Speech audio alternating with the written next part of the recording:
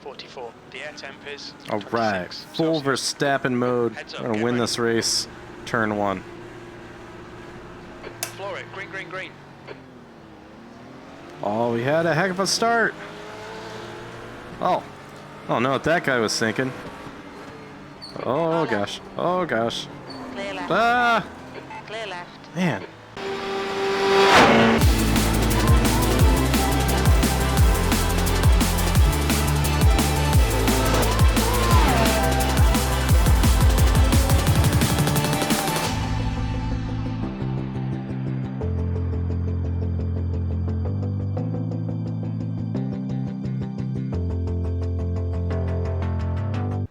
Welcome everybody to the Cleveland Beamer Sim Sports channel. Today we're going to talk about race starts and getting going on lap 1 in busy grids. Whether it's your first official series or you're in a packed or popular league race, knowing how to start and manage traffic in a significantly packed grid is very important. There are definitely do's and don'ts we need to follow to ensure that you can get the race started off safely and actually make some progress. So let's get into it. So the first thing we're going to do is cover the race starts. Now let's first hit standing starts because they're arguably more difficult. The first thing that you really need to do is practice. Let's just begin there. And you want to practice on cold tires, full fuel, very similar to how you're going to be for the race itself. So I'm in the pit lane now. Let's exit the pit lane. We're going to find a good spot to pull over and practice a good race start. So we're here at Alton Park, which is going to be slightly challenging, but if I pull up here just a little bit, the car behind can get around me. And now we can try a race start. Now, if you have dual clutches, I'm going to trust you know how to set those up, so we're going to skip over that. And let's talk about the actual launching of the car. Easiest way to deal with a car that has traction control, we're simply going to put in first, push in the clutch, floor the accelerator, and simply release the clutch fully. This car is a GT3 car. It has traction control, so the car is able to sort everything out. We get wheel spin, but the car ultimately gets going. Is it the fastest way to start? No, not quite. But if you don't have a dual clutch system or you're not 100% confident on your launching abilities, this is the easiest way to get going without a whole lot of drama. Alright, I'm going to head out of the pit again for another practice start. Again, I'm making sure the area around me is clear.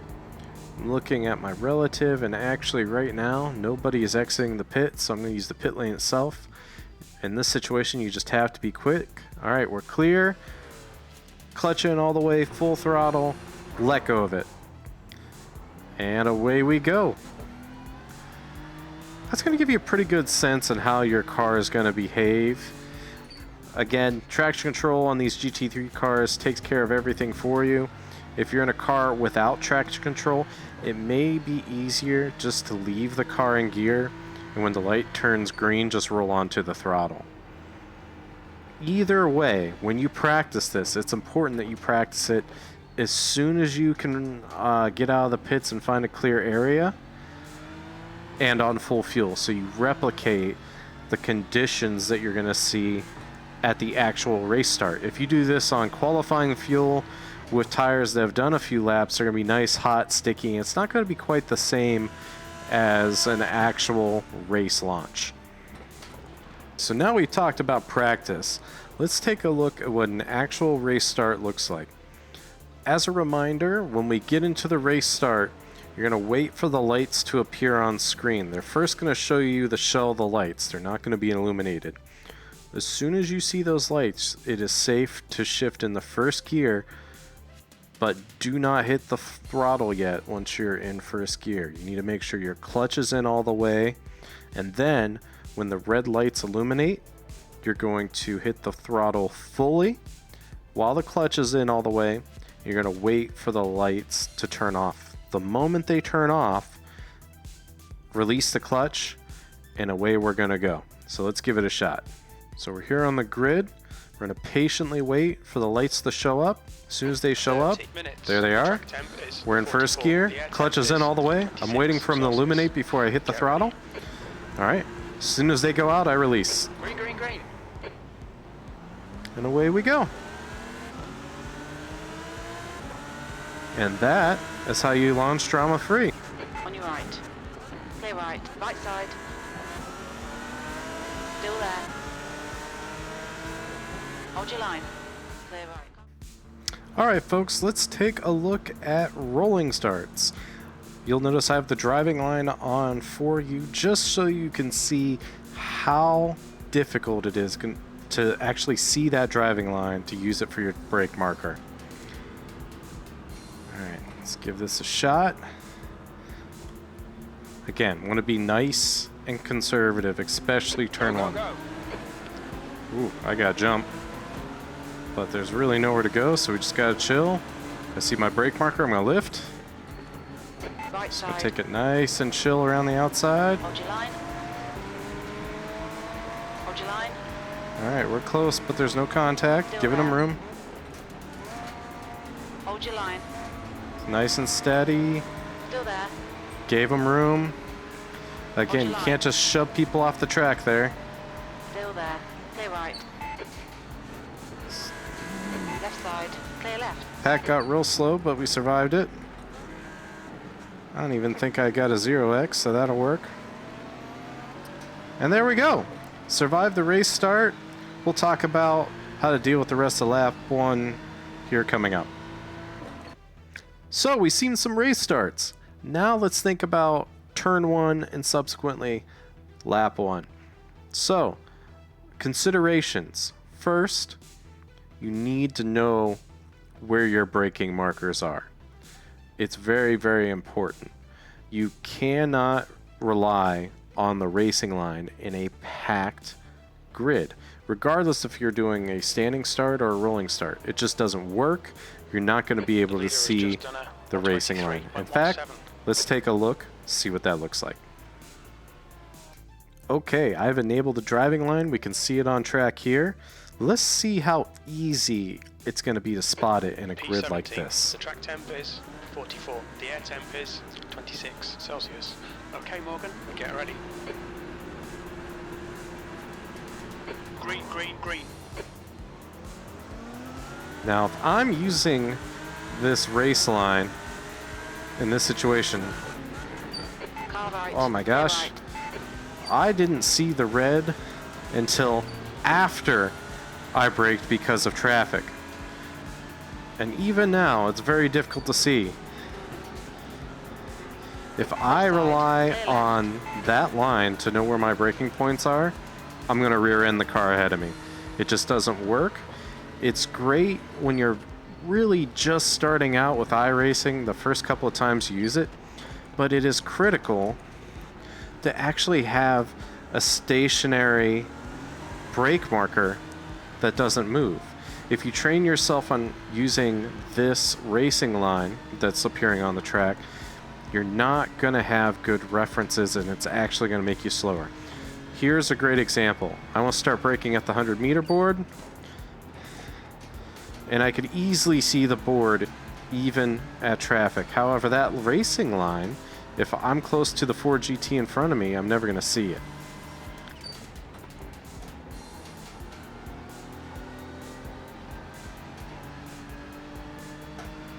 So, hopefully it's clear why I do not like this race line.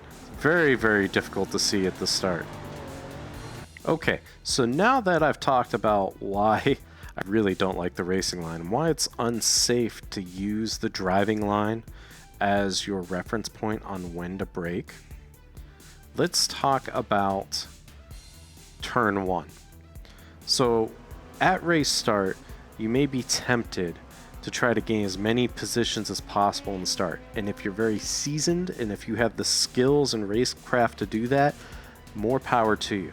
However, most of us really don't have the kind of skills that Ayrton Senna and Max Verstappen and Lewis Hamilton have when they would start a race.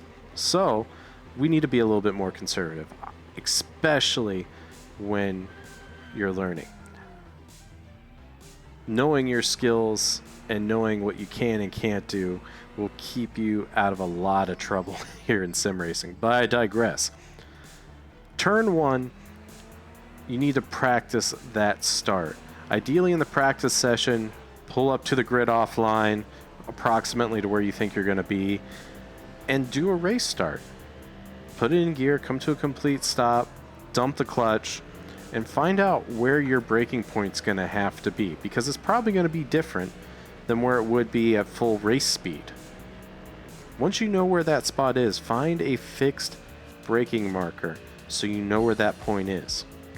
Now, don't always assume that you're going to be able to utilize that braking marker in that latest possible braking point, lap 1, turn 1. Depending on how full the grid is, depending on how chaotic the start is really, that's going to be your determining factor on how late you're going to brake. And more often than not, you need to be conservative going into turn 1.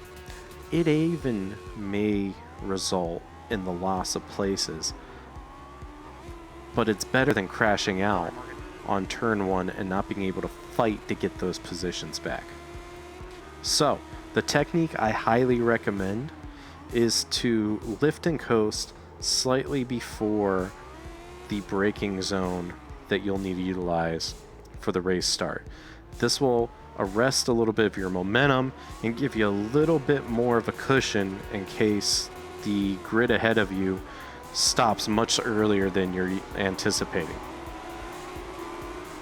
The rest of lap 1, we are going to use the same technique to help keep us out of trouble. Just lift and coast slightly before the braking zone, giving yourself a little bit of room to get through the lap safely. So let's get back on the grid and see what that looks like. Okay, so let's see if we can be conservative, do a little bit of lift and coast, and make it through lap 1 without any contact. 26 Celsius. So when we start here, we're going to make sure that we don't do any sudden movements left or right. Go. Helps us be a little more predictable, also helps me from running into somebody that may be next to me. Alright, a lift. On your right. There we go. Have a car next to me, but we're still okay. Still there. Would have helped if I downshifted there, but that's okay. Gonna lift again. Hold your line. Still the inside, still have no contact. Still there. Hold your line. Hold your line. Clear right. Gave him the position, just because we don't want to go through there too wide. Got on the brakes a little early there, again, making sure we survive.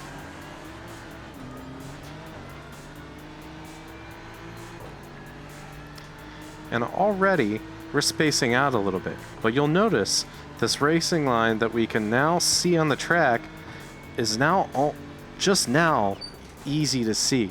The race start, I could barely tell where it was. Alright, now we're starting to accordion together a little bit, so we need to be a little more conservative. So I'm going to lift. It still allows me to get pretty close, even though I understeered wide there a little bit. Allowed me to get pretty close without losing tons and tons of space here. Now I was able to brake a little later. And look, we're already on the rear bumper again, with the ability to fight for that position.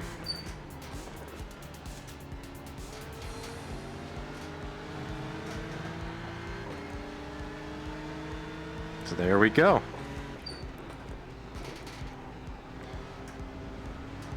Alright folks, I hope this was helpful for you. Starting in packed grids like this can definitely be a challenge, but with using the right techniques and having the right approach to it, it can be made to be significantly more manageable.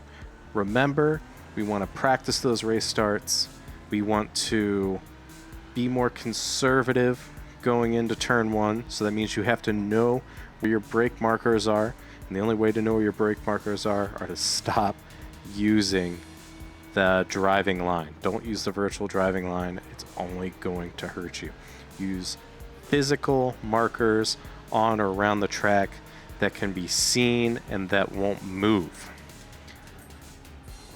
Turn 1, lap 1, lift and coast before these turns, and be more conservative going through turn 1, 2, 3, 4, and the rest of the lap, and you should get through nice and clean and have the opportunity to fight for positions. If you enjoy this content, definitely give me a thumbs up. Hit me up in the comments if you have any suggestions, saw anything you liked or disliked.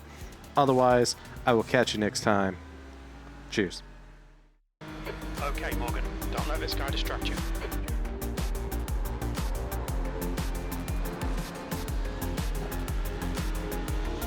On your left. Hold your line. Clear left. Far left. Clear left. Nice one, mate. Haha! Eat motherfucker!